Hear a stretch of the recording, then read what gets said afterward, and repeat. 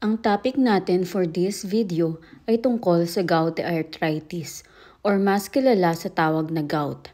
Ang gout ay ang pamamaga ng mga joints dahil sa naiipon na monosodium urate crystal or dahil sa mataas na uric acid. Madalas ito sa mga individual na mayroong hypertension, chronic kidney disease, diabetes, obesity, congestive heart failure at myocardial infarction. Karaniwan itong nakikita sa mga may edad na lampas na 40 years old. At 20 times mas naaapektuhan ang mga lalaki kaysa babae, lalo na sa mga younger or middle-aged male.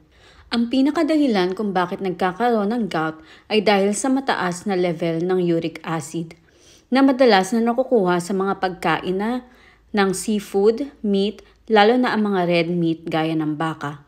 Nakukuha din ito sa pag-inom ng alcohol, soda at inumin na may mataas na level ng sugar.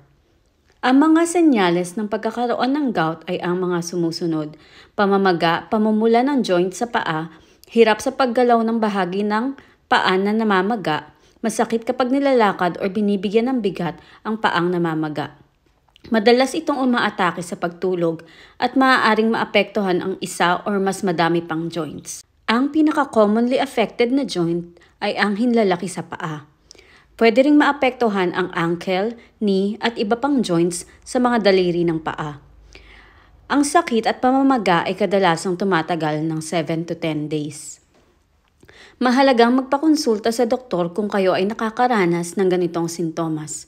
Ang mga doktor ang magbibigay ng tamang gamot para makontrol ang pamamaga at ang pagtaas ng uric acid.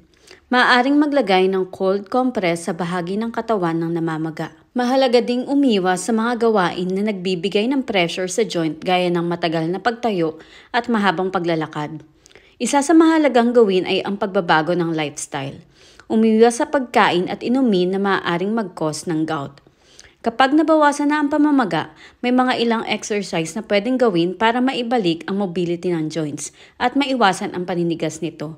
Ilan sa mga exercises na pwede niyong gawin ay mapapanood ninyo sa susunod na video. Comment below kung meron kayong mga questions and topic suggestions. Thank you for watching!